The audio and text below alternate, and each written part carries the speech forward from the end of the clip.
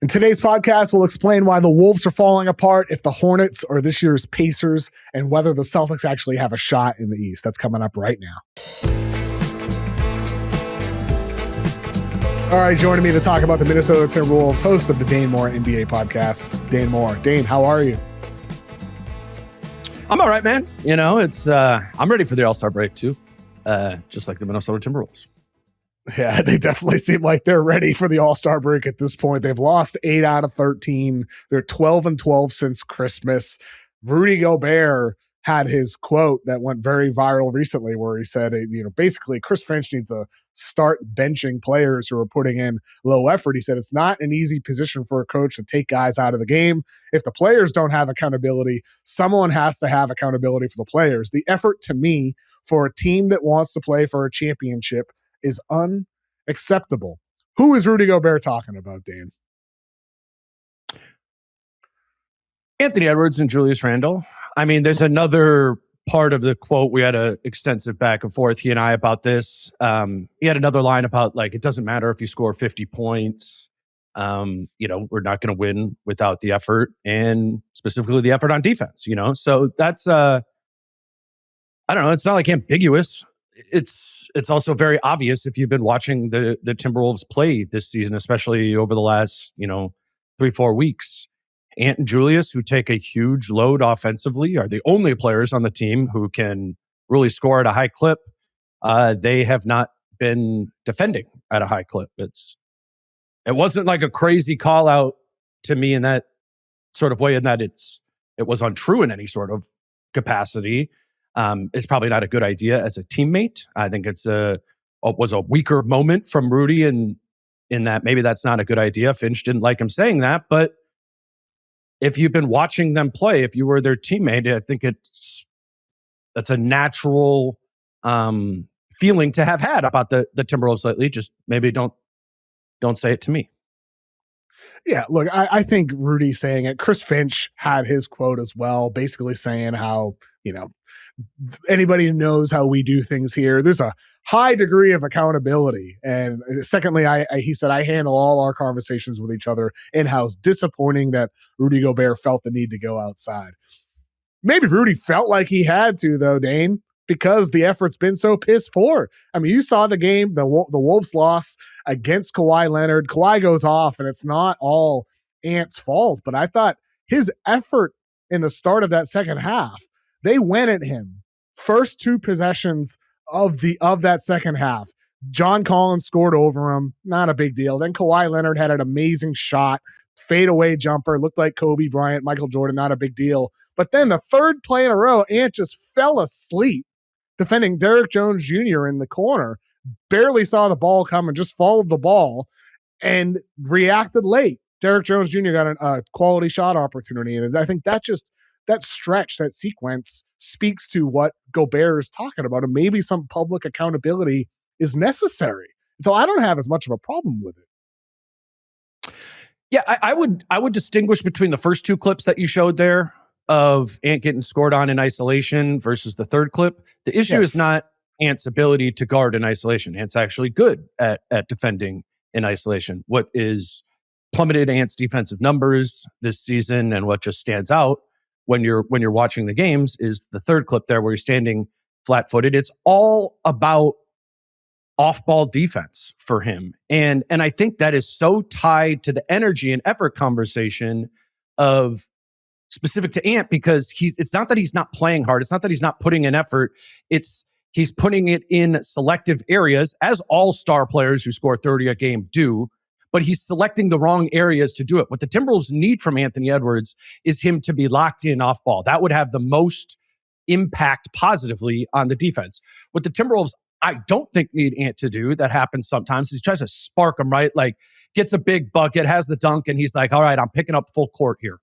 That's not what they need. They don't need that. And that's a bad use of the finite amount of energy that Ant has, that he's able to use every night on the defensive side of the floor. They need him. I'm like, you got to bend your knees there, bud. Like that, you're standing there flat-footed. You got to be locked in. You need to be a low man presence. They do not have Ant guard the point of attack on this team. His job is to guard the guys off ball. It's often he's guarding Derrick Jones Jr.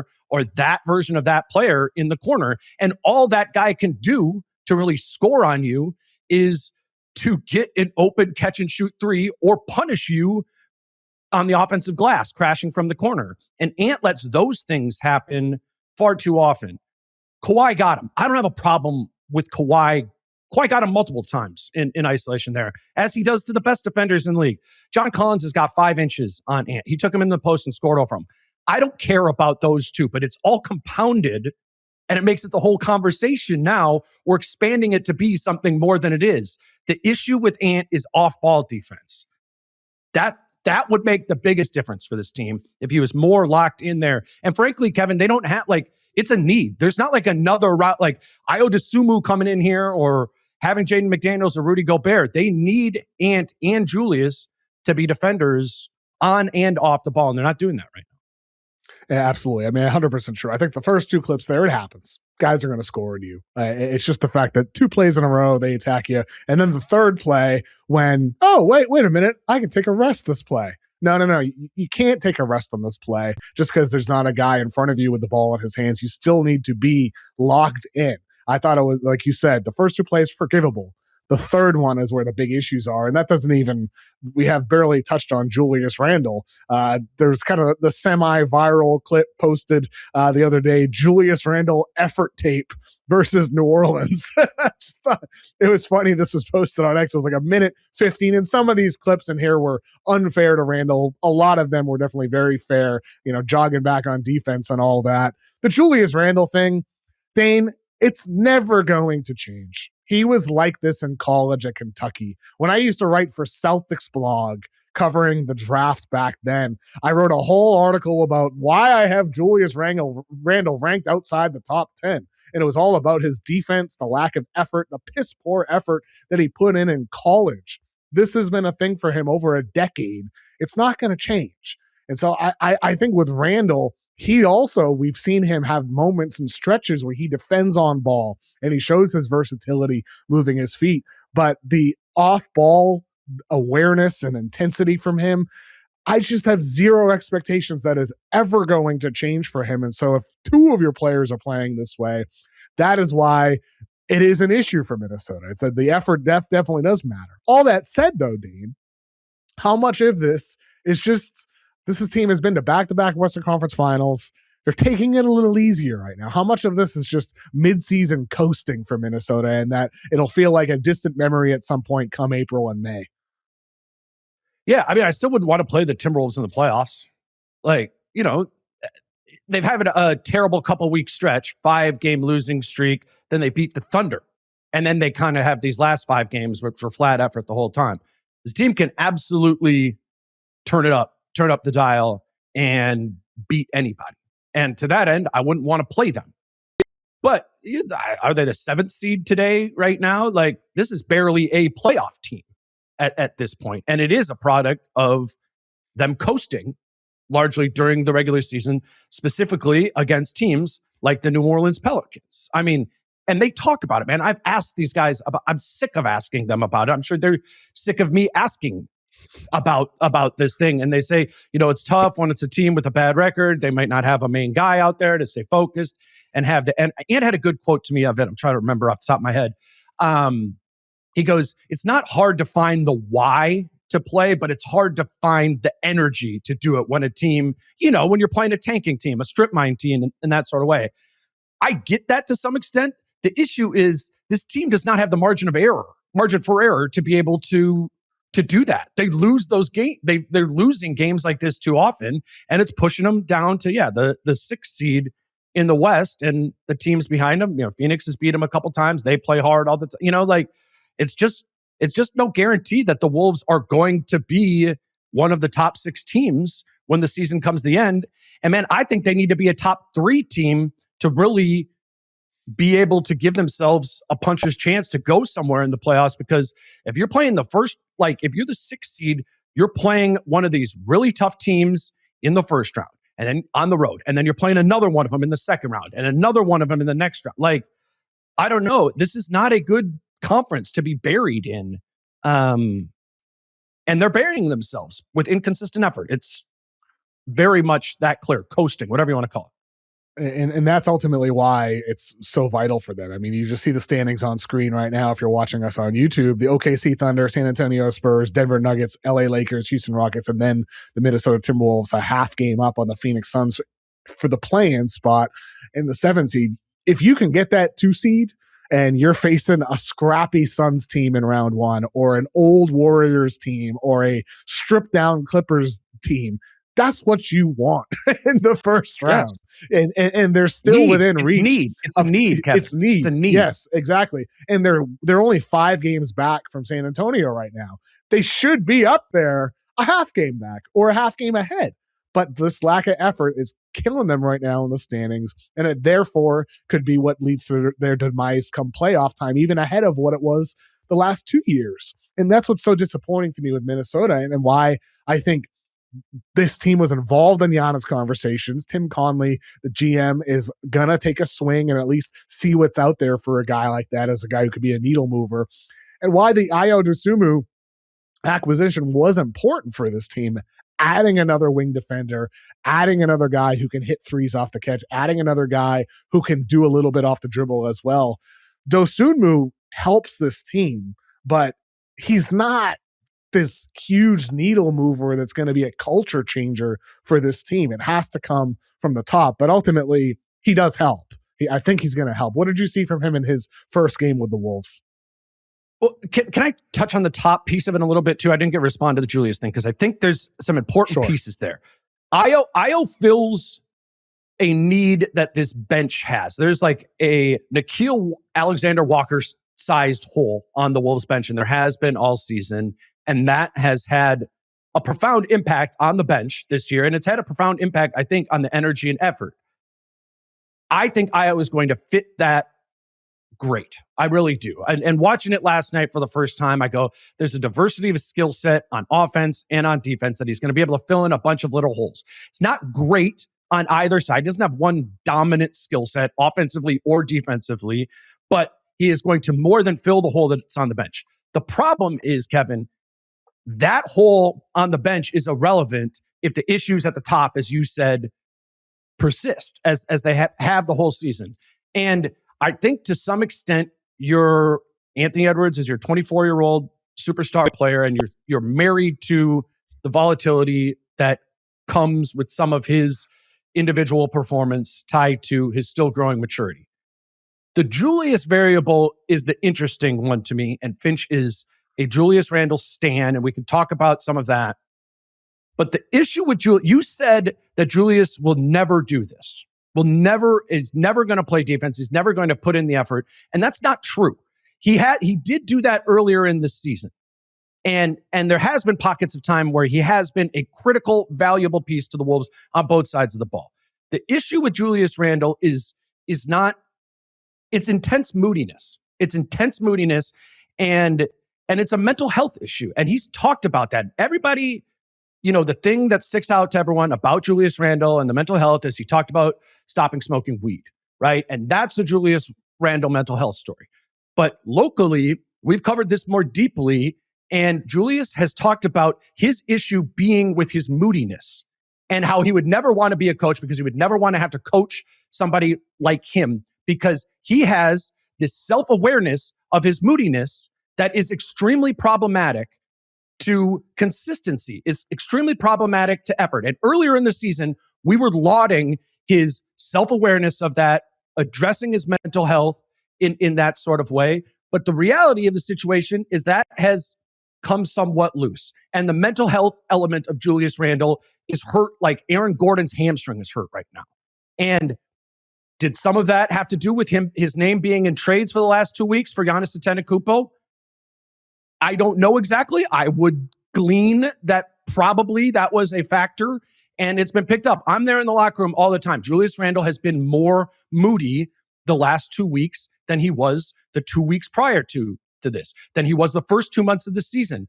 There is a mental health issue with Julius Randle that he's talked about himself, and that sounds like some sort of attack, but we do this thing where we distinguish the difference between a mental health issue and a physical health issue.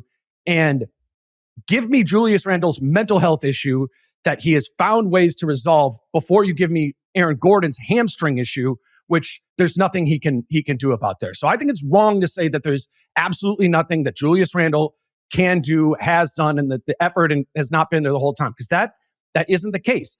When Julius is in a clear headspace, he's a hell of a player, and he's been that this season. How bankable is it? I don't know. Frankly, I'm starting to fade on it, but that is a big part of this story right here. And I think it will determine the ceiling of this team this season. I think you and I are attacking the same thing from different angles, in the sense that I say it's never going to change because it's always come and gone.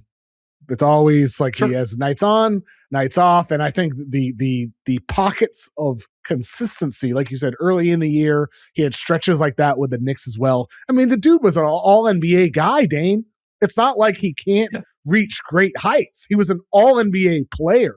So he has done it for stretches. It's just sustaining it and knowing if it's going to be there.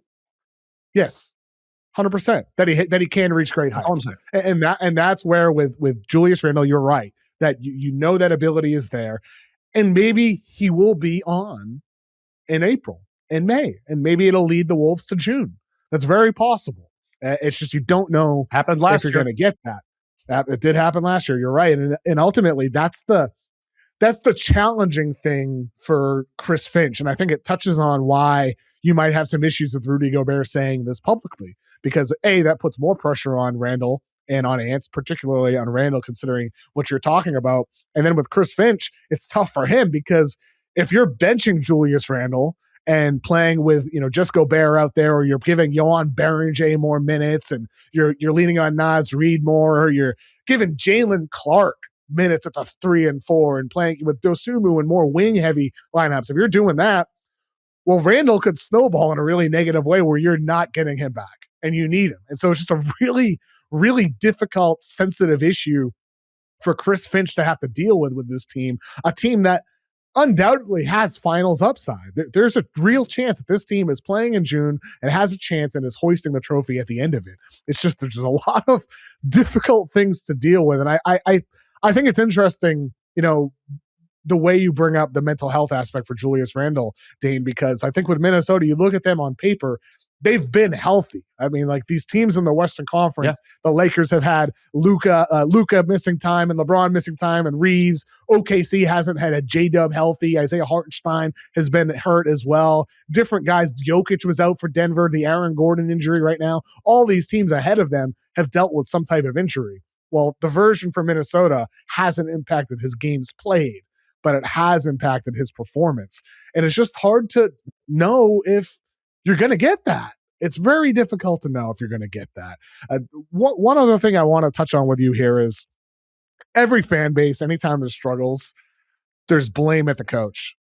How much do you think that's fair in regards to Chris Finch? And just to give that some background here with Finch, I think part of it on Wolves fans is the lack of trust in young guys, whether it was Rob Dillingham, who was traded in the Ayo Dosunmu trade, or even Leonard Miller, who also went in that, or Terrence Shannon up and down minutes, Johan Berenger being very, very productive in spot minutes off the bench defensively, but not getting a consistent opportunity. That seems to be one of the key sources of that frustration from Minnesota fans. But also there's a tactical aspect that I think some people look at and they say, oh, Mike and Nori, the team plays better when he gets opportunities to be the coach. How fair do you think Wolves fans' criticism of Finch is? Do you agree with any of it, or are you firmly against it? I think it's fair to critique Chris Finch right now, but for none of the reasons that you just talked about. When Rob Dillingham played, when Terrence Shannon Jr. played, they stunk this season. And could have they been developed a little bit more? Is there something he could have done? I mean, yes, I think he missed a little bit there, but I don't think to a fireable defense degree or fireable offense degree. Berenger, another young player who hasn't stunk, but explain to me how we play Johan Berenger right now. Where do those minutes come from? You're playing Naz, you'd have to Rudy, play two big and Julius. You'd have to play a 4 big rotation. That's what it would have to be. There's not a lot of teams do it. I don't think there's any teams playing 4 bigs. So the solution there is to play Naz at the 3. And that is my stance on that. And I think that would be a good idea. I think Naz has a skill set of that. I've asked Finch about it, and he has concerns with it defensively and Naz's ability to play off ball, be a chase defender. But you cannot, there's 96 minutes in the front court. And Rudy Gobert is playing in the 30s. Julius is playing in the high 30s, and Naz is playing about 30. There's not more minutes there. If you want to play Johan Berenger 12 minutes a night, Naz needs to play 12 minutes a night at the 3, or you need to start playing those guys who are your second, third, and fourth best players less minutes, or maybe Naz is the fifth best player. That's not an easy thing to figure out there. Tactically, I'm more of a structured offense type of person. I think that would maybe benefit the Wolves. I've said that for a long time, that the offense I've thought back earlier when they got Gobert was too free-flowing. And if you have Rudy Gobert on your team, you need a little bit more tactically, you need a little bit more structure in your offensive tactic. But they've had good offenses without that. Finch's offensive system has largely worked. So I don't think it's the young guys, man. I don't think it's the tactical things, at least not to a fireable degree. I think the issue is too much empowerment of Julius Randle. That's what I think it is. Rudy gets benched at the end of games. Obviously, Naz is almost always benched at the end of games. Everybody else, other than Ant and Julius are protected. And Finch has given Julius such a critical role with so much importance to it, so many things he has to do. I asked him about Julius not making the All-Star team, and he said Julius is our most important player on the team because of all the things that we ask him to do compared to everyone else. And that, I think, is fair to critique Finch on, is that he's given Julius too much to do, given Julius's inconsistency. That is the most fair critique of Chris Finch. I think that's out there right now. Again, I wouldn't put that to a fireable degree, but I think that's the thing to focus on, is Julius being protected in the same way as Ant is, and both of them having similar issues. I think Finch has been too married to the Julius idea and does not hold that as accountable as this team needs. It's just tough. It's like, it relates to what we talked about earlier, because if you're saying, hey, Randle, you're going to be benched this fourth quarter, that's where you can lose him. And so if you empower him, you're trying to keep it consistent, and yet it's still failing. You just probably have to pull the plug on that and distribute some of that load elsewhere. I think your idea about playing with 3 bigs is a good one. I would at least experiment with that. Look, it's a long freaking season, Dane. 82 games. There's a lot of time to experiment. When it comes to stuff like this, I always think back to last year, OKC, when they finally had Chet Holmgren and Isaiah Hartenstein back. Dagnall was questioned by OKC media like, well, this lineup's not working that great so far with Isaiah Hartenstein and Chet Holmgren. And Dagnall had this long, elaborate answer about the importance of trying things out and getting those guys in minutes that is not advantageous for the team, or it doesn't necessarily make sense to play 2 bigs, but you're doing it anyway to get them reps in situations that are difficult and hard, and that you deal with those ups and downs. And I think that's what I look at with Minnesota right now. And I'm like, yeah, wouldn't it be cool to see Naz Reid playing the 3 for some stretch next to Berenger and Randle, and see how that works? Because the Randle Reid front court has just been a disaster defensively. It's been so bad. And so maybe see how it would work, at least with Berenger out there for a week. And if it doesn't work, pull the plug on it and say, at least we tried. Can I give you an example? 3 years ago, before the good season, the Reid and Gobert minutes, like the net rating was terrible. It's the worst on the team. But what would happen in those minutes, because Naz is just playing backup 5, right? But it would only be like a minute here, 2 minutes here. There'd kind of be bridges to get until Carl got back in. There was no commitment to it. But then Naz grew, right? And in Naz's 6 Man of the Year season, he started getting these extended runs with Rudy Gobert. 6, 8, 10 minutes at a time. They're both out there on the floor. And for the last 2 seasons, the best two-man pairing defensively has been Naz Reid and Rudy Gobert. Both of the last 2 times. And I think it was a product of, to your Dagnall point, of giving that life and being like, we are going to let this, we need to play Naz because he's one of our best players and we need to play him more. Let's really breathe life into it. And what's happened with the 3 big look is I'm tracking it every game because I want to see it. But it's the same thing where it's like a minute here, 2 minutes here, where there's 3 bigs out there. And to your point, I think, and maybe the time has passed, and frankly, I think the addition of Dosunmu and adding another bench piece has made them deprioritize Baron J, and that's going to be a next season thing. But there was time, man, I've been talking about this for 2 months. There was time earlier in the season to breathe life into the 3 bigs thing. And Finch would talk about, we're going to try it a little bit. And that's all that's ever happened. It's like not even 100 possessions that Naz has been out there at the 3.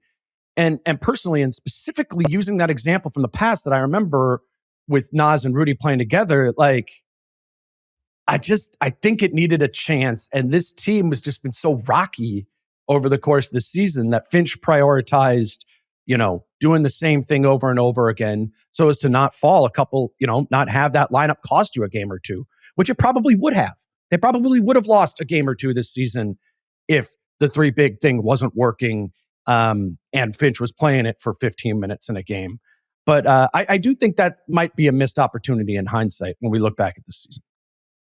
According to Data Baller, Naz Reid, Julius Randle, Rudy Gobert have played 49 minutes together, plus 21.6 net rating in that time, whereas Yohan Baron J, Julius Randle, and Naz Reid have played 11 minutes together, minus 5.3. Irrelevant sample size there.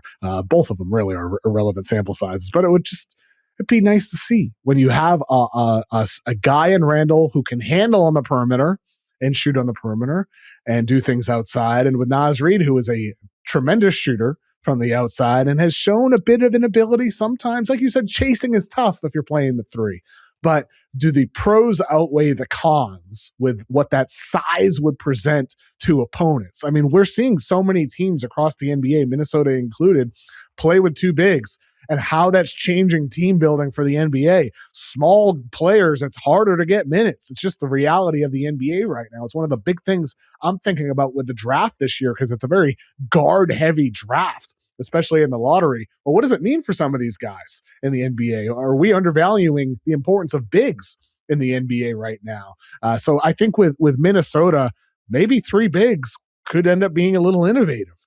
But we're not seeing it, unfortunately. And as you said, Dane, I do think with the Dosunmu acquisition and some of these other guys, like Jalen Clark's been solid as well.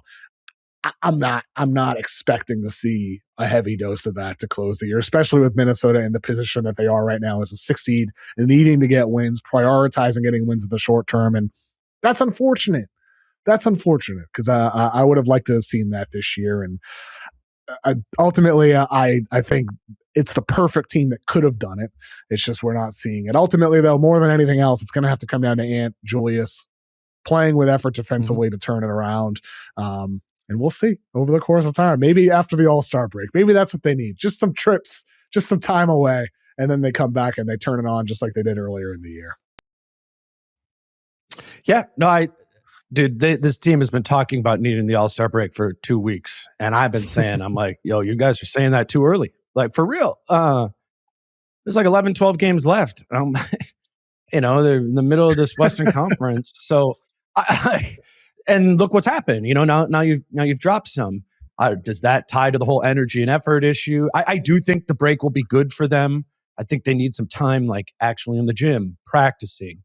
Like the offense has lost its limited structure that it does have. I do think this is a team that benefits from the All-Star break greatly. But as, again, we look at these standings up on the screen, you've dug yourself a hole. You're 6 losses behind the 16-loss San Antonio Spurs. You've probably created a gap that's too large to come back from, when I believe that this team should have been in that tier with San Antonio and Denver. And really this latest stretch has kind of pushed them out of it, and now they're fighting to stay out of 7-8, and that's that's not a representation of how good this team can be. It isn't. It's annoying that they've become one of those flip the switch type teams. I don't like those teams, but that's what this team has become. And so hopefully like the switch gets on and the breakers are all set and the All-Star break, all those things happen. Only Ant is going to All-Star. Like they need it, man. They need it. I still wouldn't want to play the Timberwolves in the first round if I'm one of those teams, but they're going to be on the road. I'm with you there, Dane. Appreciate you joining me today. Thanks again to Dane Moore for joining me. Up next, we're going to talk Celtics with Drew Carter. All right, joining me now from the Celtics broadcast, Celtics play-by-play announcer Drew Carter. Drew, how are you? What up, KOC? Great to see you. Thanks for having me on. For those who are watching, they can see that KOC is in his Patriots gear, and I showed up in an old sandwich hat, which is a nice course outside of Boston, and I decided to pivot, did a little outfit change last minute to a New England hat. This is called pandering, KOC. I'm getting pretty good at it. You're a Boston homer now. Our Patriots lost in the Super Bowl, but we're going to start off talking about the Celtics, who are 34-19 on the year. They've won 5 out of 6, 10 out of 14, number 2 in the NBA this year in offensive rating, number 9 in defensive rating. I thought the Celtics might be better than people anticipated this year, Drew. We did our podcast every week during the summer, me, you, and Chris Forsberg, and our guests, the off-season. And we kind of talked about what the Celtics could look like this year. We all thought there's a chance they could be better. But this good, this great, it's hard to believe to me that they've been this sensational this year. Have they exceeded your expectations, Drew? Well, KOC, I'm glad you brought up the off season, and that's off apostrophe CSON. Because folks can go back and find the archive. Tape exists where I was a huge Celtics homer in the offseason, and I did expect them to be pretty good. And it's not just because, I'm a green teamer and I've got the pom-poms out. Obviously, I want the team to do well. I like the guys on the team. My job is more fun as a play-by-play guy when the team is good. So I have all these reasons to want the Celtics to be good. But I legitimately did think that they would exceed expectations this year. But I'm with you. I didn't expect them to be this good. 15 games over in early February, competing for a 2 seed in the East. Even I didn't see that coming. I thought they would be solid, have a chance to compete for a top 6 seed just because of the winning DNA. With guys like Derek White having an increased offensive role. We've always kind of wanted to see what that would look like here in Boston. Obviously, Jaylen Brown has been the big story of the season. He's a top 5 MVP candidate. I thought with a more elevated offensive role for him, he would step up to that. But even still, it's just one of those things, KOC, where we just hadn't seen it. We haven't seen Jaylen Brown be the unquestioned alpha dog on this team. Thought it was in there, just hadn't seen it. We hadn't seen Derek White succeed as a number 2 option. Thought it was in there, hadn't seen it. Peyton Pritchard in the starting lineup for most of the year, hadn't seen that yet. And then the big thing is the front court. I mean, that was the biggest cause for concern going into the year, is you're entering with 2 bigs on minimum deals. Neemias Queta starting as a guy who got waived by Sacramento, of all teams, a couple of years ago. Luka Garza as your backup big, a guy who didn't get much run at all in Detroit and then Minnesota for the last 3 years, and they've both been excellent. So I guess it's not all that surprising that they're good, but this good is a little bit of a surprise. This good, and the fact is that they have a plus 4.1 net rating with Jaylen Brown on the floor. Not the biggest surprise in the world, but they have a plus 14.3 net rating when Jaylen Brown is off the floor. So the team has been good with Jaylen Brown out there, but they've been good regardless of who's been out there. And I thought their win against the Rockets last week was the most telling victory, really putting that into perspective. Queta, Garza, Ron Harper Jr., Baylor Shireman, Derek White start that game, and they blow out the Rockets 114-93. The Baylor Shireman defending Kevin Durant and everybody on that team playing Missoula ball. The effort doesn't drop. The style of play doesn't change. It's just remarkable to me that it seems like regardless of who Boston is throwing out there, they continue to play their style of basketball, their brand of basketball, and playing it at a very high level. I thought that game was very telling for the character of this team overall, Drew. That one was as good as it gets. That was one where the Celtics were on the second night of a back-to-back. They had just played in Dallas the previous night. Good win, pretty hard-fought game. It's Cooper Flagg's first game against the Celtics, the team he grew up cheering for. So that took some serious effort to get that win. And then the next night in Houston, the Celtics have played the Rockets twice this year on the second night of a back-to-back. The first one was in Boston. It was early in the season where we still didn't really know what to expect from this team. And they got smoked. That was the worst game they played all year. They lost by 27, most lopsided loss of the season. So you go into Houston on the second night of a back-to-back, and you're thinking, I don't really know what to expect. Then Jalen gets scratched. Hauser is out. Simons had just been traded. Vucevic wasn't there yet. So you look at the starting five, and you said it. I mean, Luka Garza makes his second start as a Celtic. Ron Harper Jr. on a two-way makes his first NBA start ever. Baylor Shireman's in the starting lineup. You're thinking this could get ugly. But having followed the team for, at that point, 50 games, I said, we really don't see them lay eggs in an entire game. You know, they'll have a rough quarter or rough half. But really, outside of that first game against Houston, they have not had a stinker for an entire 48 minutes. So I thought, you know what, there's a chance here that they surprise some people. Houston obviously has their own issues, but they're still a nightmare to play on night two of a back-to-back because they're the best rebounding team in the league and they're super physical and they tend to play hard. We didn't really see that against the Celtics in that game, but the Celtics went in there and just took their lunch money. And Ron Harper legitimately outplayed Kevin Durant in his first NBA start. This two-way guy in his first NBA start outplayed KD. The entire group of Celtics who played in that game, I think 11 guys combined, makes less money this season than Kevin Durant does. And they won that game crazy. By 20 plus on the second night of the back-to-back. So that probably was the most impressive win of the season. And then a couple nights ago, they back it up. They're down by 20 against Miami at halftime. And I'm just thinking about what I just said. We don't see this team have a clunker for an entire game, really ever. And so they started to build a little momentum in the third quarter. Pritchard sort of took that game over in the third. JB comes back in the fourth, and they ended up winning against Miami after trailing by 21 at half. You just see the DNA show up all the time because legitimately, KOC, it sounds reductive to say this, but they do play hard every night. They really do, which is not always the case in the NBA. You see, I mean, you watch League Pass. Tim Legler was just talking about this the other night. Oh, yeah. The reason you see some crazy results in the NBA is because you don't get consistent effort from everybody every night. The Celtics are rare in that sense.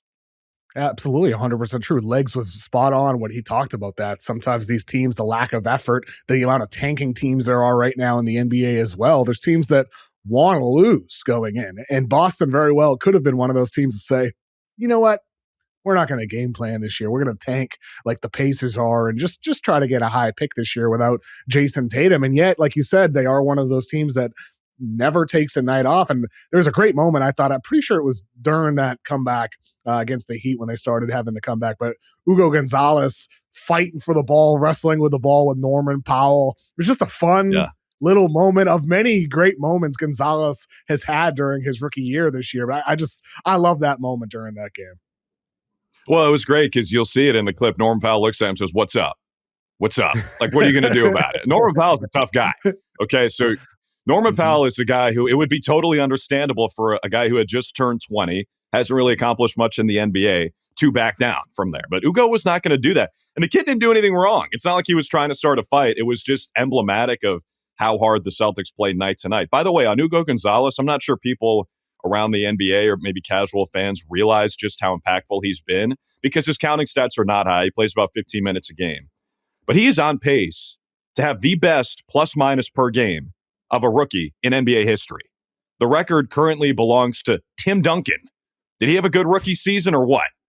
So Hugo Gonzalez is on pace to have an equal or even greater impact in terms of raw plus-minus. Of course, there's a lot of noise in that stat. It's not perfect. But when he comes in, he impacts winning because he plays super hard. He's a decent shooter. His energy on the offensive glass and defensively is off the charts. And he is just one of many guys, one of many cogs in this wing rotation. We just talked about Ron Harper Jr. Baylor Shireman's been in the starting lineup. Josh Minott, who just got salary dumped in a trade, was starting for the Celtics for a 10-game span at the start of the season. Then Jordan Walsh came in, and ever since then, which was in mid-November, they've had the best record in the NBA. Jordan Walsh has sort of fluctuated in the rotation. Then Hauser's been starting. He's been shooting the heck out of the ball. Ron Harper Jr. is now playing. Shireman's now in the starting lineup. It's like, where do they find these guys, KOC? It's like there's a tree at the Auerbach Center where Brad is watering it and putting his magic pixie dust on it. And then Joe comes in and says, yeah, it looks like they're ready to go. You're starting. You're guarding Kevin Durant, or you're going to start and you're going to get 15 shots tonight. It's just amazing because those are the most valuable guys in the league, those athletic wings who can play on both sides of the floor. And the Celtics just seem to manufacture them. It's amazing.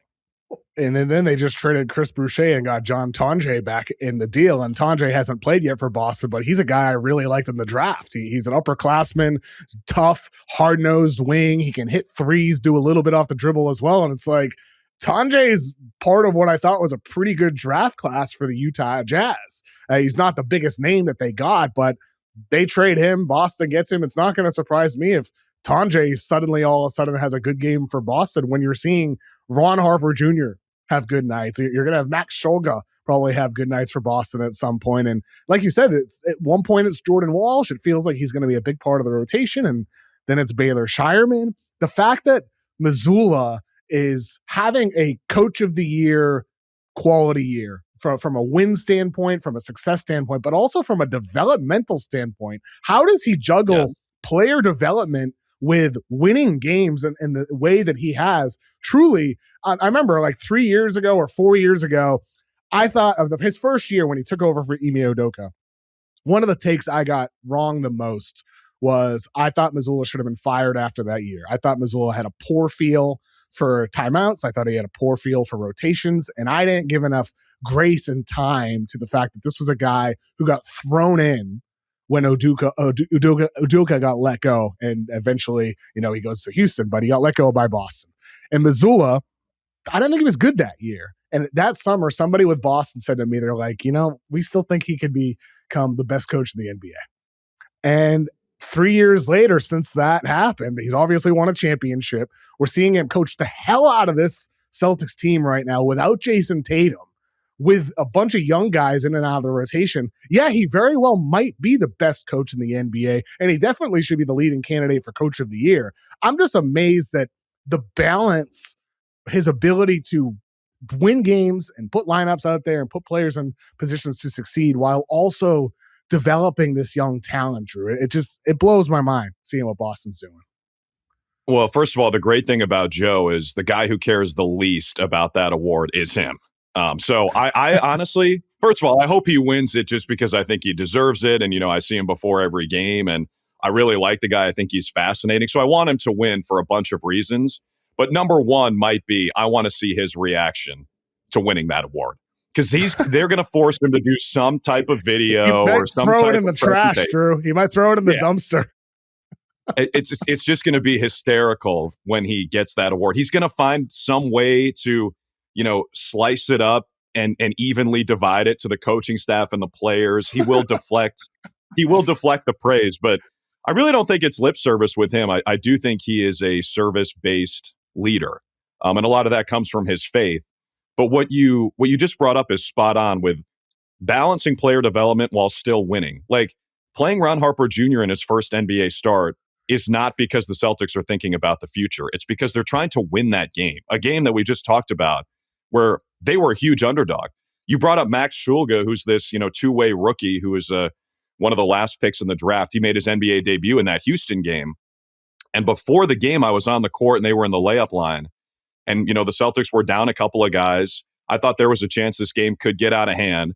So I just went up to Max before the game. I said, hey, just confirming, how do you say your last name? Because you'll hear Shulga a lot, like especially in his college career, you heard Shulga. He was like, it's Shulga. I'm like, okay, that's what I thought. Just making sure it's Shulga. Because I was thinking in the back of my mind, like, we might get run off the floor tonight and they might throw him in and it'll be his NBA debut. Like, we got to be ready for that. Turns out, a team did get run off the floor that night. It just wasn't the Celtics. That's what they did to the Rockets. And Max Shulga ended up playing in that game for the first time. But just going back to Joe, it's not, like we talk all the time about pushing the right buttons, like hitting the button to put Jordan Walsh in the starting lineup, hitting the button to give Baylor Shireman more run, hitting the button to put Sam Hauser in there, now playing double big with Keita next to Garza. That was a starting lineup, which we saw for the first time in that Houston game we've talked about. Now trading for Vucevic, I think we're going to see even more of that, him playing alongside those two centers who have been here all season. But it's not just about pushing the right buttons. It's really about instilling belief in everybody that your time is coming. If you think about, everybody listening to this, I'd like you to think about in your line of work or maybe going back to school, if you were told over and over again, your opportunity is coming, be ready. It's coming, be ready. And then 2-3 months go by and you never get the call. Are you really going to stay ready? Are you actually going to be ready when that time finally comes? I think the answer is probably no. If a lot of us look in the mirror and say, would I actually do what I need to do to stay ready, even though there's no evidence that that opportunity is coming? Somehow, Joe and his staff, and Craig Lucianot is the director of player development. He's part of a coaching staff that, and you know how it is, KOC. There are a bunch of guys on these coaching staffs now. They fill up 2 rows of the bench. Every single guy on that staff has a role. Joe talks about how everybody is a head coach of their own role. That goes for the players, that goes for the coaches, trainers, sports science guys, everybody in the front office. They have managed to take all this stuff that sounds like corporate synergy BS and actually apply it. Because you see it every night with how hard the team plays and how these guys you've never even heard of can be plugged into the starting lineup and lock up Kevin Durant. It's insane. And I just appreciate the fact that they, like you said, they put guys into positions to succeed. They make them believe, but then they bring in new guys. And Vooch, his first game with Boston, he logged 8 post-ups in that game.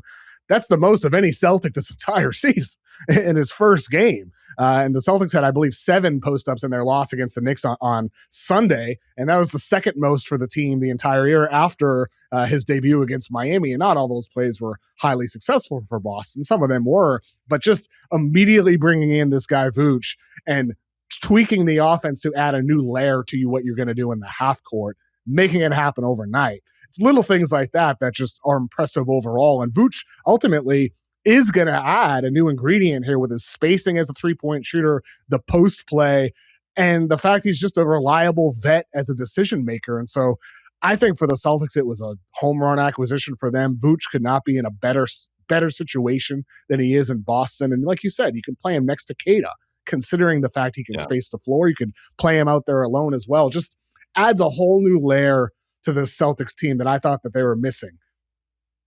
Yeah, the first thing you notice about Vucevic, and I got a chance to meet him real quick before the game the other night, is he's huge. I mean, it's easy to forget this, but he's massive. He's 6'10", and when he shakes your hand, you feel like you have a raccoon paw for a hand. That's how someone else described it to me, and then I actually shook his hand. I felt that way. As the late, great Tommy Heinsohn would say, he is all of Montenegro. The guy's massive, okay? And so he will take you down to the block. He's an efficient post-up scorer, but really it's his shooting and his spacing that he provides. And the other thing, KOC, is his passing is excellent. He had 4 assists in his first game as a Celtic. You saw a couple of plays there where he would set a screen, he'd pop, obviously commands a lot of attention with his shooting, and then his vision is great. Those guys who we talked about, those wings, the stay ready group who play super hard every night, they'll cut, and Vucevic will find them, whether it's off a pick and pop or off a post-up. You just have to respect him as a scorer, which is going to open up so many lanes where he can use that great vision. And if you think about that aspect of his game, it's only going to get better as he gets more comfortable with his teammates and vice versa. That was in his first game with the team, and it already felt like he had a pretty good feel for the guys and the cutting and the spacing. It does feel a little bit like when the Celtics added Kristaps Porzingis, and he was a huge pick-and-pop threat, but also a threat when he sets a screen and you switch, he will punish a mismatch. And that's going to lead to either him scoring if you play it one-on-one and he's against a smaller guy, or an opportunity if you bring a double where Vucevic is a really good passer. And that's going to make the team a lot better. And I really like the double big set. When he was in Chicago and they played him next to Jalen Smith, that was super effective. They had got like 58% of available rebounds, and both of those guys can shoot. If you play him with Garza, that's going to be the case. You play him with Kata, gives you extra rim protection. I just think it's going to really work out. As much as I miss Anthony Simons, and I do miss Anthony Simons, and we're going to see him against Chicago here in a couple of days, I do think it was the right move to kind of balance out the roster. 100% was. I thought there was a bit of overlap with Simons and Pritchard, and made sense to bring in Vooch. It was one of the needs for Boston. It was having too big flexibility, or Vooch could be out there as the solo big. And ultimately, they needed to get a center. They got a center. And in order to actually be a championship contender, they're going to have to get Jason Tatum back. And Shams Charania reported over the weekend that Tatum has started controlled 5-on-5 scrimmages. Drew, when is Tatum coming back? What's the date? Give us the exact date when Tatum's coming back. Second Tuesday of next week. You heard it here first. Look, I don't know, KOC. They don't tell me anything. I don't think they tell anybody anything. I honestly don't even know if internally there is a target date or if JT even knows when he's going to play. To be completely honest, the reporting about him having second thoughts of coming back, I don't know where that came from. I never really bought it. As far as I know, there has not been a setback medically in terms of his rehab. I know he's been doing everything possible to come back as soon as he can. And yes, that might be this season. I've thought from the jump that he's going to play. And that's just my gut feeling based on a couple of things. Number one, he's been with the team the entire season. He's been traveling everywhere. It's not just at home games. Jason Tatum is on the bench for road games. To me, that's a sign that he wants to stay connected to the group. And I think that goes beyond just being a good teammate. I actually think that he wants to play games alongside the guys he's been sitting next to all season. The other thing is he's been very public about his recovery. This has not been entirely behind closed doors. He has put stuff on his own social media. He has worked out in front of media after a shoot-around in Detroit not too long ago. And he has put it out there that he's getting closer. Again, it's all relative. So he's getting closer. It might be from point A to point B, and he's got to get to point Z before he comes back. But it also might be he's got to get to point C, and there aren't that many steps left for him to clear. The team will talk about thresholds he needs to hit in his recovery, and there are a lot of those check marks. But one of them certainly is playing 5-on-5. So I don't know how close he really is. I don't know if he's going to play it all this season. But I'll just say I've all year thought that he's going to try to play this season, and nothing has changed my mind on that. 100%. I don't think anything has deterred me from feeling like he's going to play. And for Boston to be in this position without him is just mind-blowing at this point. I would expect sometime after the All-Star break, we're going to see Tatum out there. What's going to happen, Drew? I've said it all year in the podcast. Every day the Celtics put out their injury report, there's going to be a day that Tatum is listed as questionable. Out of nowhere, that's how it's going to be announced. That's my prediction, that it's just going to be doubtful or questionable Jason Tatum and his Achilles recovery. That's what's going to happen. And then you'll get probably the Instagram posts and all that from Tatum after that. But ultimately, it's going to be cool when it happens, if it happens. Hopefully it happens, that we see Tatum return. And then we're going to see him integrated into this team that has been absolutely sensational. Jaylen Brown having a great year, as you said. He's going to probably have to take a slight step back, which is a good thing. Ultimately, he's playing with such a dramatically high usage this year, and he's been tremendous with doing it, but you don't want him to have to carry that load for all year long, and Jason Tatum will absolutely help there for the Celtics. And ultimately, look, I placed a small bet early in the year, Drew, or for Boston to win the championship, because it was like plus 5,000. I'm like, plus 5,000? What, 9,000? The Dragon Ball Z reference. I don't know if you know that. You're probably not as much of a nerd as I am. What, 9,000? But great odds. And it blew my mind. It's like, well, wait a minute. Tatum probably is going to try to come back at some point if this team is competitive and he checks all those boxes. So I felt good about it now. And the odds at this point, I think they're one of the 5 or top 6 teams in odds at this moment. Yeah, I mean, think about it. It's a team that has tied for the second best record in the Eastern Conference, potentially adding a perennial first-team All-NBA player. I mean, it's like imagine at the trade deadline or a little bit after, a really good team goes out and trades for a top 5 player. That's basically what the Celtics would be doing if Jason Tatum comes back. I will say a couple of things. His birthday is in early March. Just something to consider. His birthday is in early March. I also thought trading Anthony Simons, and I could be totally off base with this because, as we already talked about, Vucevic might be a better fit anyway, and you saved some money, and the Celtics eventually got under the luxury tax altogether. But when the Celtics traded Simons, I sort of thought, like, maybe this means Tatum's coming back, because without his ball handling, there is a bit of a void there. And how do you fix that? Just add one of the 5 best players in the NBA who can handle the ball a lot and run pick and roll. So to me, that was sort of a signal. Again, could be totally off base because there are other reasons, but I just feel like the sense I've gotten all year is that he is going to play. So hopefully we're right about that. And if he comes back, KOC, they are a legitimate contender. I mean, we've been talking all season about how wide open the Eastern Conference is, which most of the time to me is just people trying to politely say the Eastern Conference sucks. I actually don't agree with that. I think there are a lot of good teams in the East. There's no reason why we should ignore Detroit as a contender to win the East. If you watch them play, they are maybe the most physical team in the league. Yes, their shooting has been an issue at times. They added Kevin Huerter. And I think the Pistons are a legitimate Eastern Conference championship contender. The Cavs, adding James Harden, to me, makes them much scarier in the East. Obviously, the Knicks are loaded. They just beat the Celtics at the Garden handily. There are a lot of good teams in the Eastern Conference. I don't think it's like a terrible side of the NBA. But yes, if Tatum does come back, the Celtics have proven with this roster, if you add him to it, they're good enough to contend for a conference and NBA championship.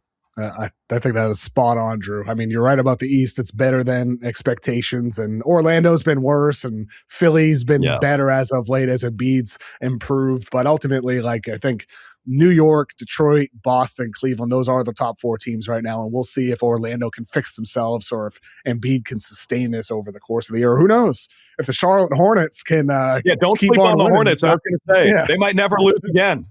I know. They're 9-0 in their last 9 games. They were a 500 team shortly before that. They could be making a leap. So don't sleep on the Hornets, especially as a first round upset team if they're able to get out of the play-in. So who knows there? But yes, I do agree the East is better than anticipated, with the Celtics obviously being the team at the top of that. And Drew, I got to say, I'm pretty sure I've probably said this to you in person, but I grew up listening to Mike and Tommy. They are part of the reasons why I grew up loving basketball, just their enthusiasm they brought to their broadcast, the knowledge of Tommy Heinsohn and Mike Gorman be as incredible as he was as a play-by-play guy. You've been awesome. You've been great, man. Those were big shoes to fill, and it's been awesome to see you grow in that role, filling in for Mike Gorman, a legend, and doing it in your own way and bringing that same enthusiasm. And I think Celtics fans really like it too. Well, thank you, KOC. That's very kind. And I know you're just saying that because we got to chop it up so much and hang out for the off season, and that's a biased opinion from you. But I really appreciate you saying that. You know, you mentioned Mike and Tommy. I'm sure everyone still listening at this point is a Celtics fan, so we probably don't have to, lay out who Mike and Tommy were. But for those who don't know, Mike Gorman, who I actually just saw a couple of days ago in Boston, we got some dinner up in the North End with him and his wife, Terry, and Mark Kessler and PJ Carlissimo from ESPN. So that was a lot of fun. But Mike Gorman, legendary play-by-play guy, he and Tommy Heinsohn, legendary color analyst, called games together for like 40 years. So trying to take over the job was the most intimidating thing I've ever done, even more intimidating than sitting next to you for an off-season podcast talking about the Celtics, where I was banging the drum that we were still going to be really good. And I felt a lot of pressure, and, I'd walk around with Mike, and every other Celtics fan we passed would stop him and say, you're the only guy I've ever listened to call Celtics games. And I was thinking, like, man, that's really cool, but also, like, holy shit. Can I say the S word on here? Yeah. Hey, you stop. Like, holy shit. Oh my God, that's a lot of pressure trying to sit in that chair. Literally, we call the games from the Mike Gorman broadcast table. So I basically my whole idea going into it was I just want to do right by Mike, do right by Celtics fans, help them still enjoy watching their favorite team, enhance that experience by teaching them something or, putting a smile on their face, as corny as that sounds. And as this is year 3, year 2 doing the full-time gig.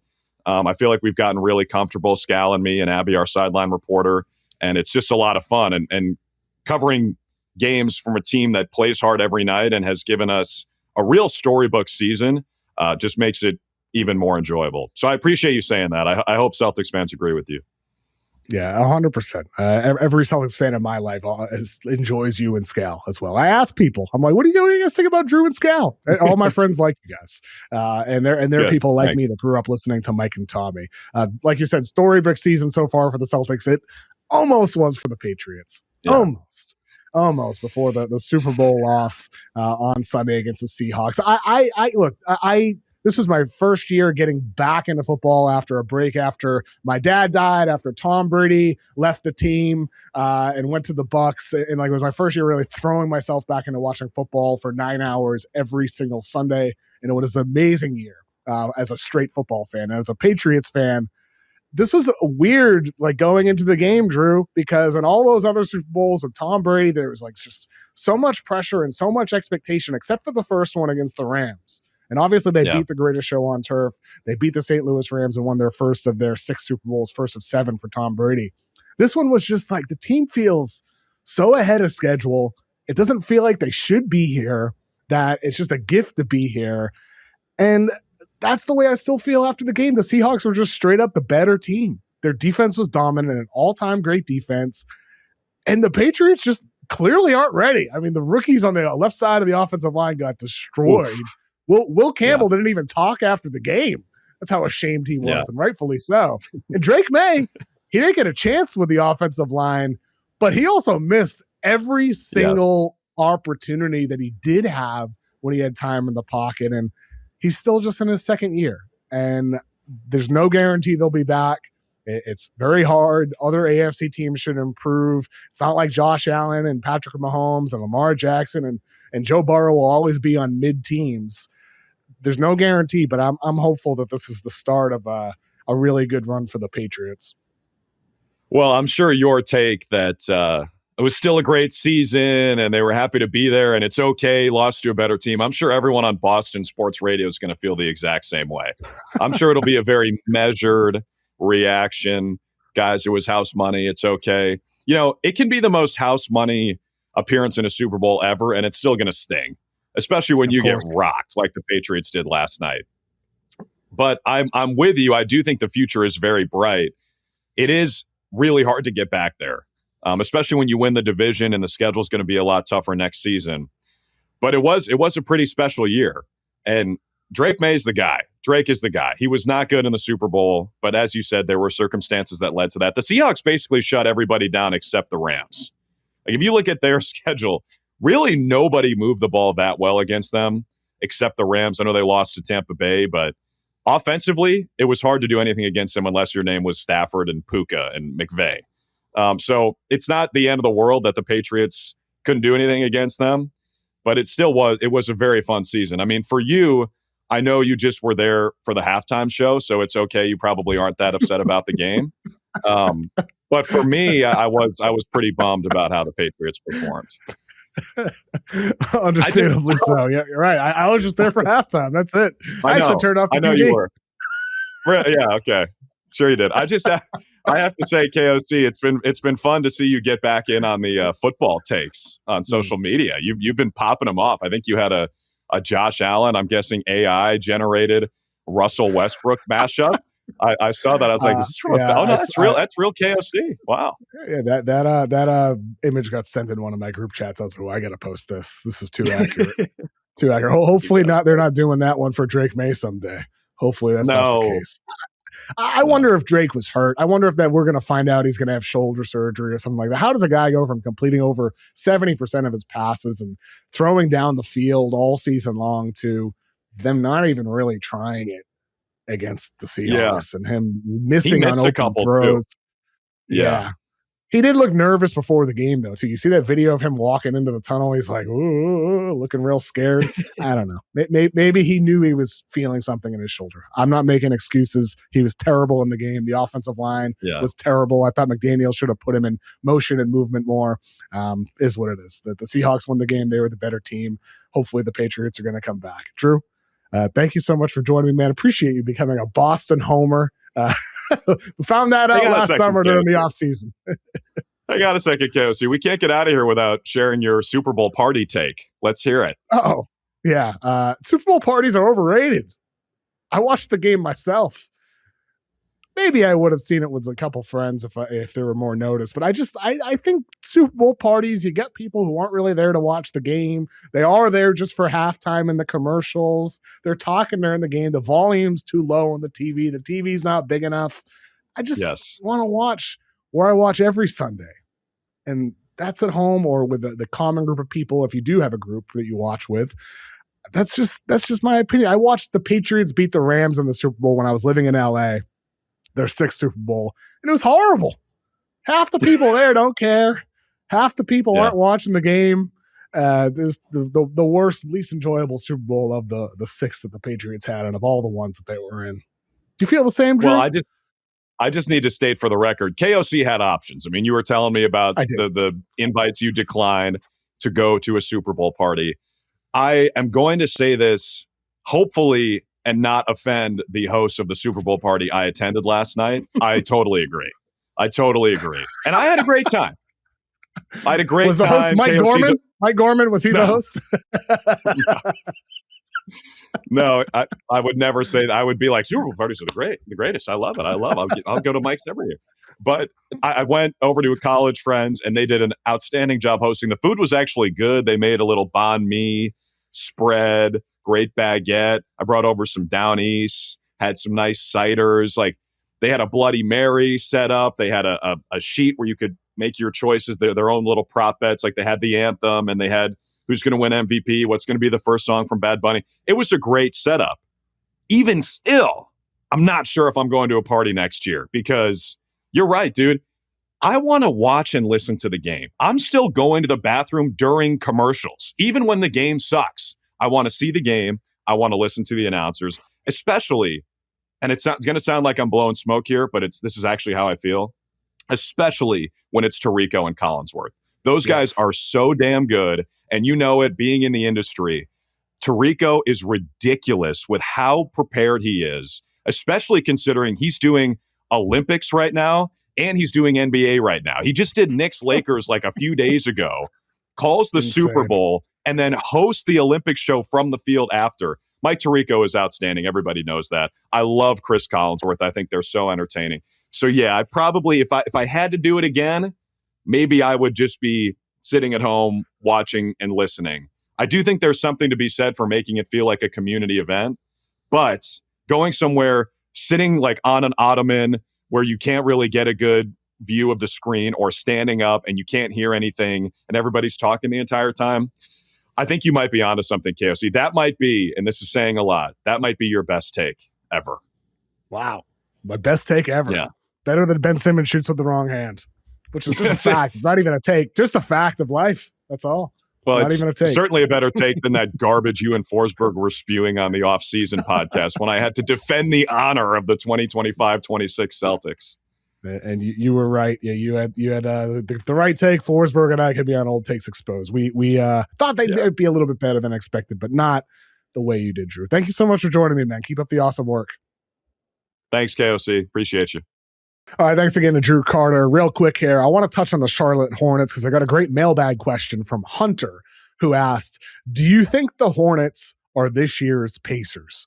And with Charlotte, we talked a little bit about the Hornets on last Thursday's episode after the trade deadline, them acquiring Kobe White, who's out right now with a calf injury. Charlotte actually was able to dock off one second-round draft pick they gave to Chicago in the deal because of the injury. But Hunter's question did get me thinking here, because he went on to say in the Instagram message to me how the Hornets this year got off to a really slow start, just like the Pacers did a year ago. They have an explosive offense led by a creative playmaker, Halliburton for the Pacers, LaMelo Ball for the Hornets, and they have a whole roster full of players that can attack off the dribble. And I think Hunter is right about that.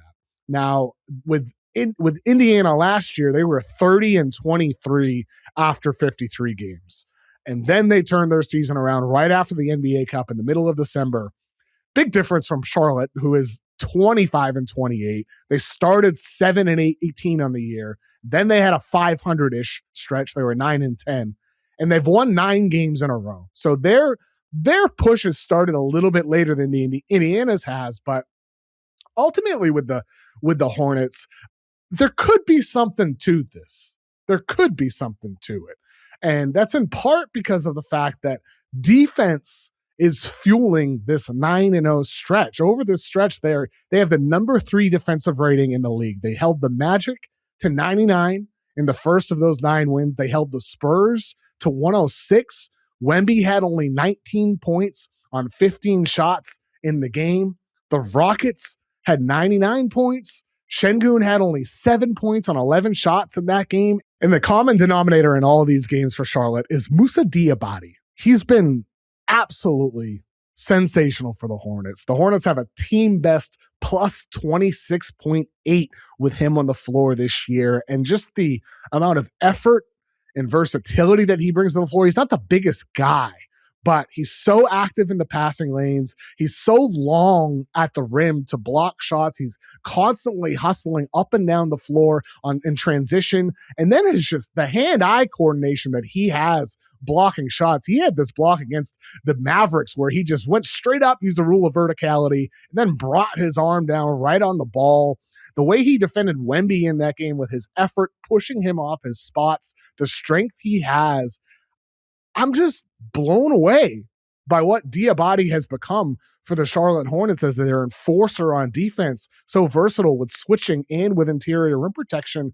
And so I think Diabate is a really big factor in why the Hornets have turned their season around, on top of the fact that LaMelo Ball and Brennan Miller and Miles Bridges and Con Knipple are all healthy, all active, all out there together, helping spark that offense. On top of the fact that Grant Williams came back. In last 7 games, he's been pretty good defensively with his versatility. He's not yet scoring much offensively, but Grant Williams has been good for them as a 4 and a 3 in certain lineups. And then they have scrappy wings. Sion James as a rookie is doing what he did at Duke last year with tough on-ball point of attack defense. Josh Green, really good in that department as well. And then behind Diabate, Ryan Kalkbrenner playing a minimized role. He's playing fewer minutes than he did earlier in the year, but he provides just pure size and rim protection as a drop defender. And so Charlotte's defense feels like it's legit. It feels legit. And that's where I look at the Hornets and I'm like, we know their offense is going to be stellar when LaMelo's out there and Con Knipple and Brennan Miller. We know their offense is going to score. But the defensive improvement it feels real to me. Obviously, they have to sustain it. So are they this year's Pacers? They're probably not making the finals. The East is really good this year. The Celtics, the Pistons, the Cavaliers getting Harden. There's a lot of the Knicks. There's a lot of good teams in the Eastern Conference that they would have to get through. So I wouldn't say that the Hornets are this year's Pacers, but they might be this year's Pacers in terms of the fact that at this time last year, I was saying the same thing about Indiana. I didn't think Indiana was going to be the team representing the East in the finals, and then they were.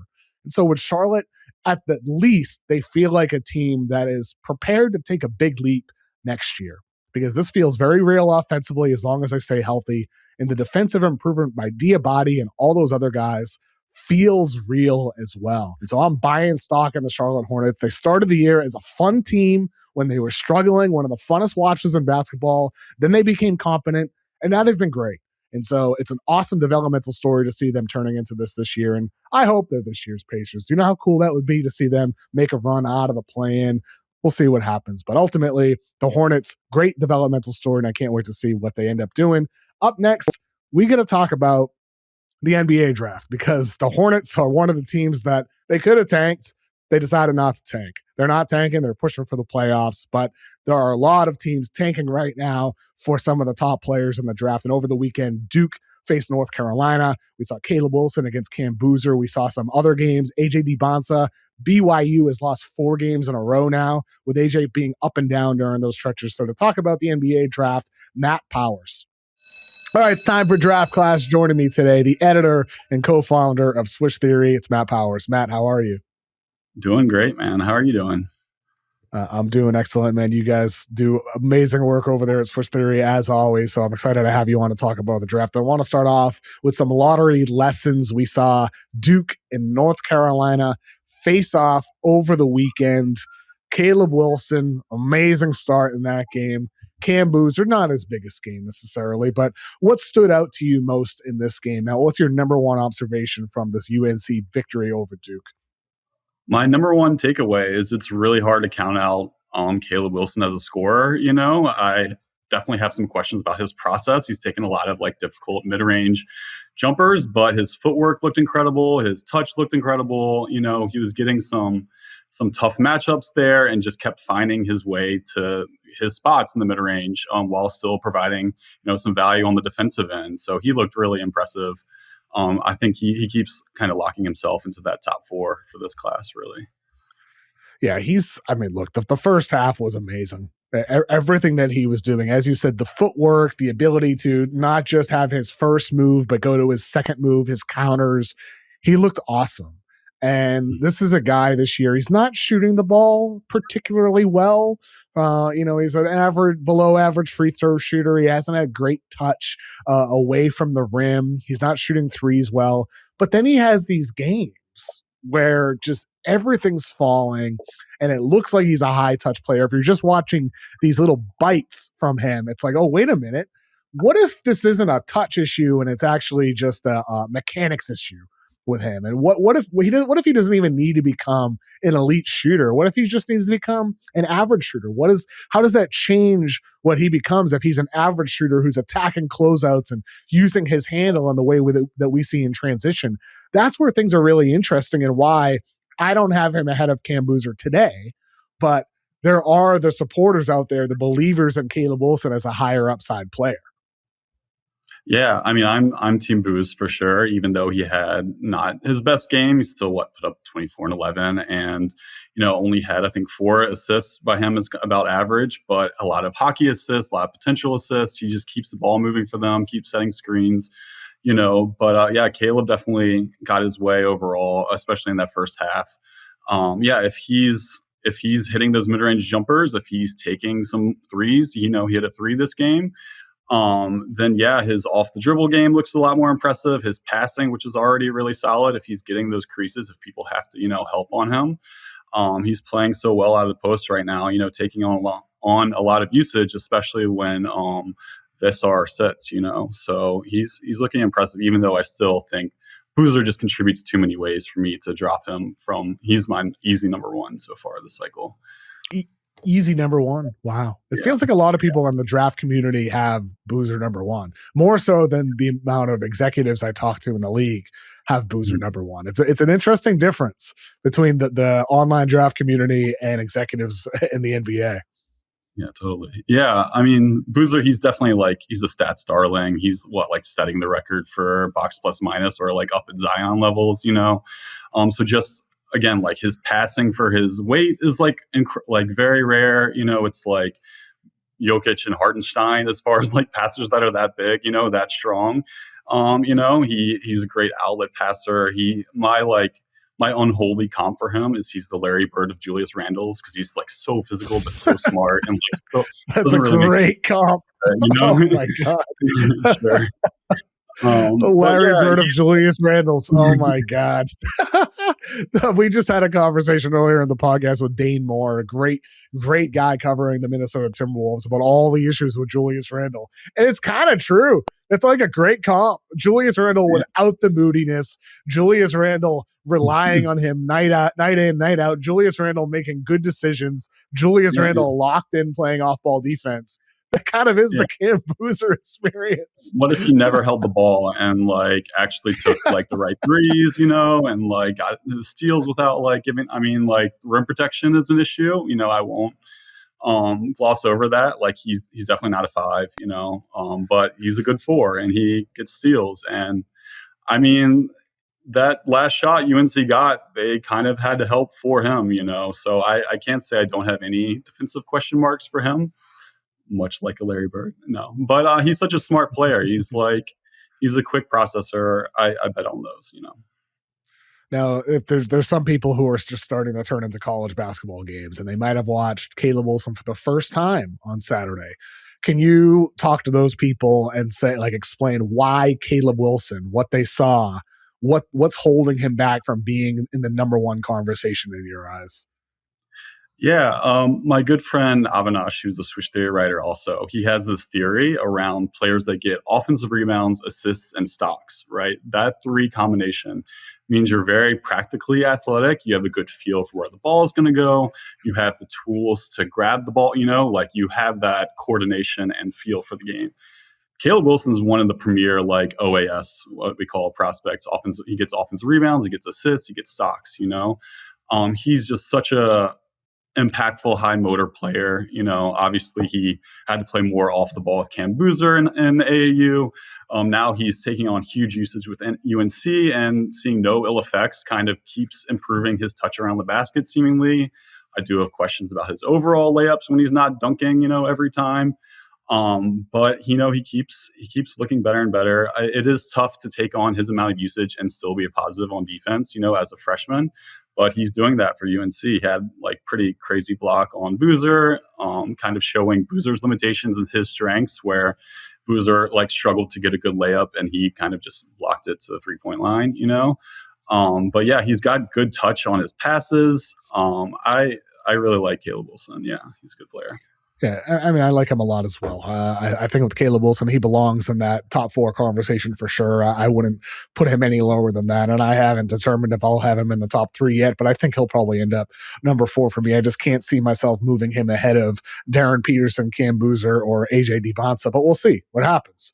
There's still a long way to go. We're only on February 9th right now. There's still a lot of big games ahead, a lot of big matchups, including tonight, and moving forward this week. Right now, BYU has lost 4 games in a row, Matt.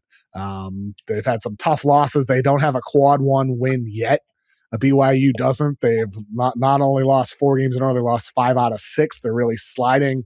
And AJ Dybantsa has put up a lot of points in some of these losses for BYU, but he's averaging 4.3 boards in these 4 straight losses. He has 1 total block, 1 total steal in these 4 games.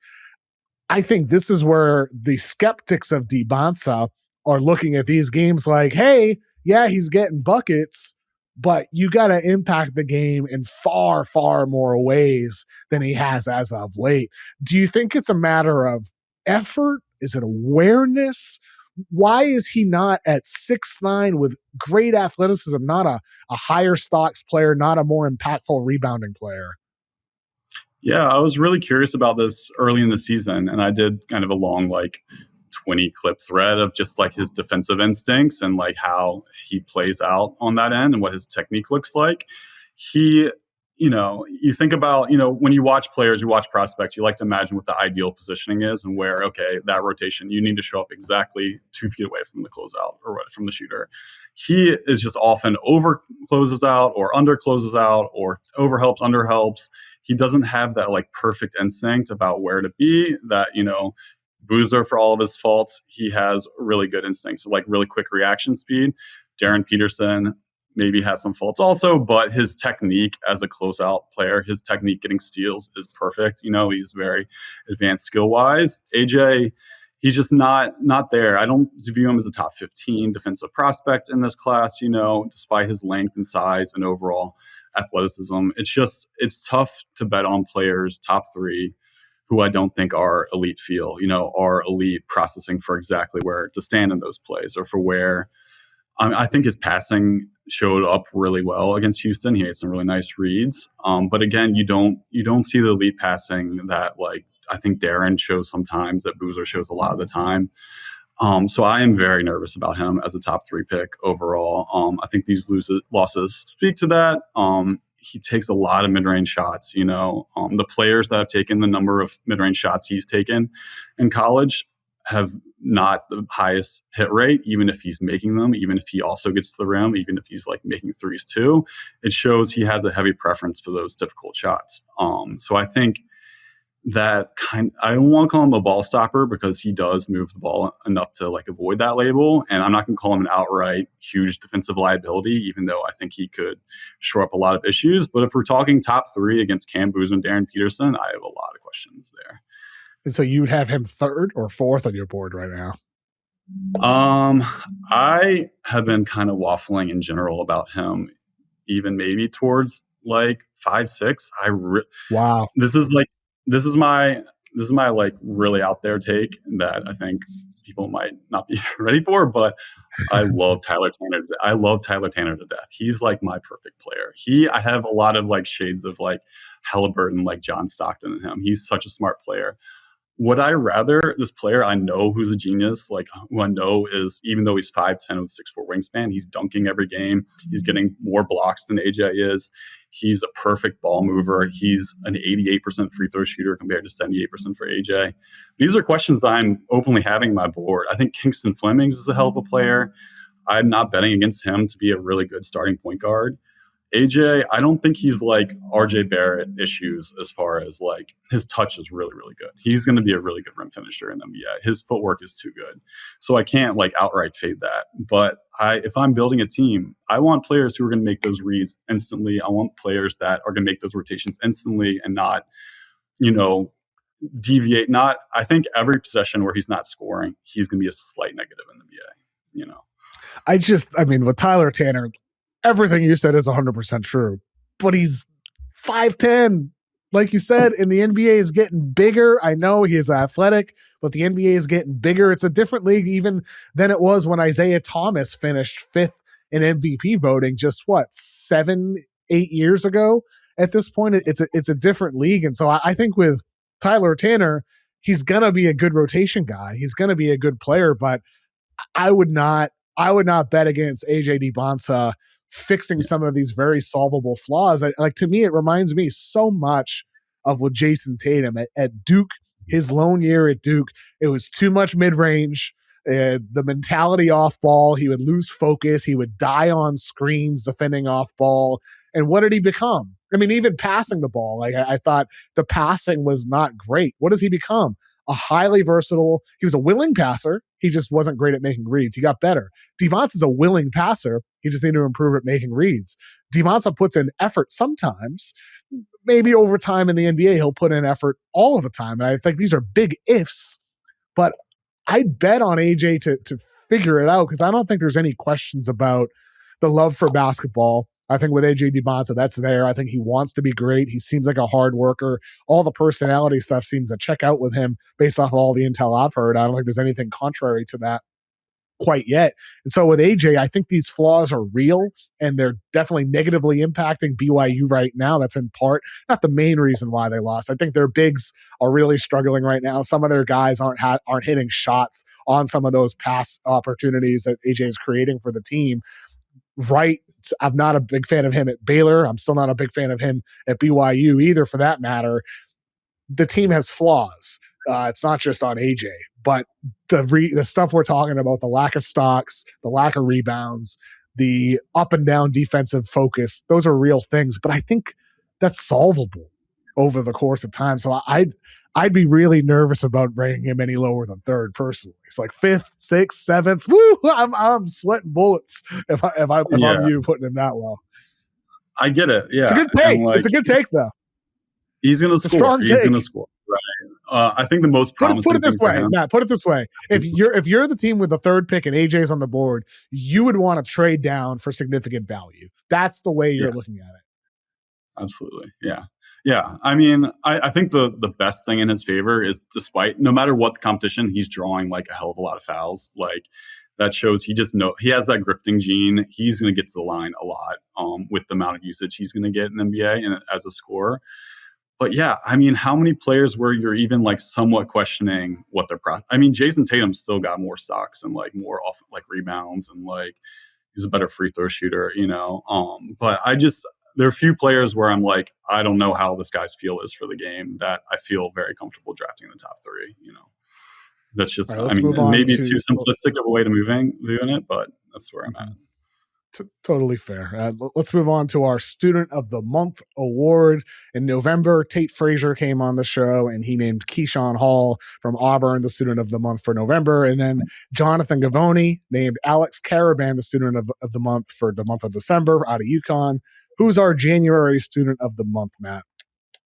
My guy is Dalen Swain. He had a pretty dominant month. He's still only, I think, 20 and a half years old, despite being a junior. His big hole in his game is he can't shoot threes, but he's a really good passer, really good defender, just good rebounder, high field player. But then all of a sudden he's come out of the last couple of weeks and he's also hitting like pull-up threes all of a sudden. I think in January he's over now 30% from 3, which again, his only like big weakness. He's been an incredible driver. He's shooting like 80% on drives or something like that. It's like 20 for 24. As a 6'8" player, who's like a really quick mover, dunks a lot. Right now he's 70% at the rim with 19% assisted. 52% in mid-range with only 4% assisted, those are AJ Dybantsa numbers. Those are pretty much like right on the number on his volume too. So I think he should be getting way more draft hype personally. Do you have him in the lottery? Yeah. He's again, like, I admit I draft for feel. I draft for like functional athleticism, and he rebounds again, like talking about that offensive rebounds, assists, stocks, compilation together. When those things meet together, you get unexpected development. He was a 15% 3-point shooter as a freshman, 25% last year. Okay, this guy's never going to shoot. Now he's been hitting 34% over the last month. Always been an 80+% free throw shooter, so there's been touch there to work with. But yeah, he's just a really good passer, gets steals, gets some blocks. He's not much more than I can ask for like a wing besides that shot, Well, congratulations to Dalen Swain, our student of the month for January. Matt Powers, last segment here. Our weekly movers, guys that are trending up on your board, Matt. Who's a weekly mover or two currently on moving up your board? Braden Burries on Arizona. He's been pretty awesome for the last month. Even though he's an older freshman, I think he turns 21 September. But he plays like it. He's very like in control. He's very good change of pace. He's almost like boring to talk about in the same way like Andrew Nembhard's boring to talk about, where he just doesn't really make mistakes, and like he's just solid. He's a strong guard. He's been like a really, really good play finisher. He's in conference play, he's 61% from 2, 39% from 3, 85% from the line at a 2.5 assist to turnover ratio while getting steals. So like he's just put up the numbers. You have to like respect that. Even if he doesn't really jump off the page, he still like dunks about once a game despite being 6'4", 6'5". So yeah, he's been really impressive to me. Yeah, I look forward to tonight's game. We're going to see Kansas against undefeated Arizona. Arizona going on the road facing the Jayhawks on tonight, on Monday, if you're listening here. And I mean, some of these conference games these teams have the remainder of the season, like Arizona, they're 23-0, they're undefeated, and they have 8 games remaining. 6 of those games are against top 15 ranked teams. They have Kansas, Texas Tech, BYU, Houston, Kansas, Iowa State. 6 of their last 8 games. It's just like, if they go undefeated, I mean, it would be really impressive to get through this gauntlet. Yeah. And I'm sure Braden Burries will be moving up more boards if that happens. Totally. No. Do you have any other weekly movers?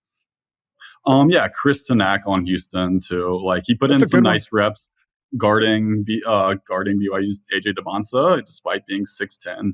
He's rumored to have like a 7'4" wingspan and still is like hitting threes, deep twos, while rebounding the hell out of the ball and like shooting 80% at the rim. So he's just, I kind of faded him early in the season as like this guy. Maybe he's not like the strongest, like quickest, like moving the ball, right? He turned the ball over a lot, did not get any assists. He's completely turned that around the last couple of weeks. He has a 4-to-1 assist to turnover ratio in conference play, which I never really expected. Like just very making the right reads in a quick Houston system while continuing to provide defensive pressure. So yeah, he's definitely moving far up my reward. I think him and Nate Ament at one point, they were in maybe they should go back for their sophomore years and try to be number 1 next year. But both of them are trending up right now, and very well, we'll probably at least see them test the waters, and we'll see what happens if they decide to stay in and be mid-late lottery picks or go back to school next year, because they definitely could be in that conversation for top 2, top 3, if not number 1, if they go back and have huge sophomore seasons. But I agree with you. Sinak moving up right now on boards, playing very well. And Nate Ament, who we didn't talk about, turning his season around as of late too. And so I think he belongs in that conversation as well. Matt, this was a lot of fun, man. Thank you so much for joining me. Please let people know about Swish Theory, where they can find your stuff. Yeah. Follow all of our work. We've got a great roster of writers who kind of pop in and out and put like their long 5,000 word tomes there at theswishtheory.com. So check that out, and find me at DraftPal on Twitter. But yeah, thanks so much for having me, Kevin. Thank you, Matt. Keep up the awesome work.